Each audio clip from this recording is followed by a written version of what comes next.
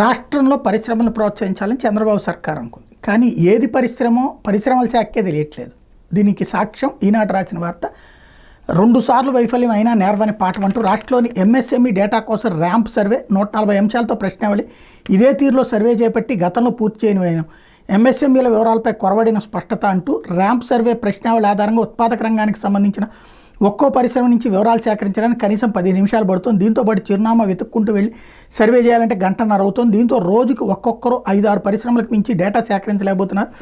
రాష్ట్రంలో సర్వే ప్రారంభించిన 12 రోజులు 1.8 లక్షల ఉత్పాదక పరిశ్రమల వివరాలను సేకరించినట్టు తెలిసింది. వచ్చే ఏడాది ఫిబ్రవరి 2 నాటికి సర్వే పూర్తి కావాలి. ప్రశ్నావళి ఆధారంగా మిగిలిన 4.88 లక్షల ఎంఎస్ఎంఈలు ఉత్పాదక రంగానికి సంబంధించి వివరాల సేకరణ సాధ్యం కాదని అధికారులు చెప్తున్నారు. 40 నుంచి 50 అంశాలతో ప్రశ్నావళి ఉంటే కొంతమేరకు అవకాశం ఉండేదని చెప్తున్నారు. నగరాలు పట్టాల పరిధిలో పరిశ్రమలు దగ్గరగా ఉండటంతో పాటు ఆన్లైన్లో వివరాల నమోదుకు నెట్వర్క్ సమస్యలు లేవు. గ్రామీణ ప్రాంతాలు వెతుక్కుంటూ వెళ్ళడం నెట్వర్క్ సమస్యలతో సర్వే ఆలస్యం అవుతుంది. దీంతోపాటు సేవా రిటైల్ రంగాల ఎంఎస్ఎంఈలను కేంద్రం ఏర్పాటు చేసిన ఉద్యమ్ పోర్టల్లో ప్రభుత్వం నమోదు చేస్తోంది.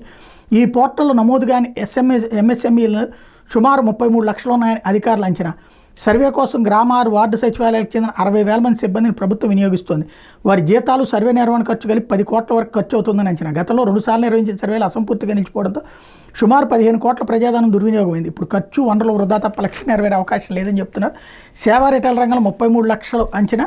ఉపాధి పొందుతున్న వాళ్ళ సంఖ్య 12.6 లక్షలు. 2027 నాటికి నమోదు లక్ష్యం 12 లక్షల ఎంఎస్ఎంఈ, 25 లక్షల మందికి ఉపాధి. వాళ్ళని ఎందుకు అడగటం? డైరెక్ట్గా ప్రతి ఒక్క కంపెనీ నడిపేటటువంటి వాడికి తెలుసు. డైరెక్ట్గా పేపర్లో ఫ్రంట్ పేజీ యాడ్ ఇవ్వండి, ఒక వెబ్సైట్ అడ్రస్ ఇవ్వండి, దాంట్లో వాళ్ళే నమోదు చేయించుకుంటారు. దానికి ఏం రాయితీ ఇవ్వబోతున్నారో చెప్పండి. కరెంట్లో రాయితీ ఇస్తారా? ఫర్ ఎగ్జాంపుల్ 10 లక్షల రూపాయల పైన ఏడాదికి పన్ను కట్టేటటువంటి వాళ్ళందరూ ఎంఎస్ఎంఈ కింద వస్తారు.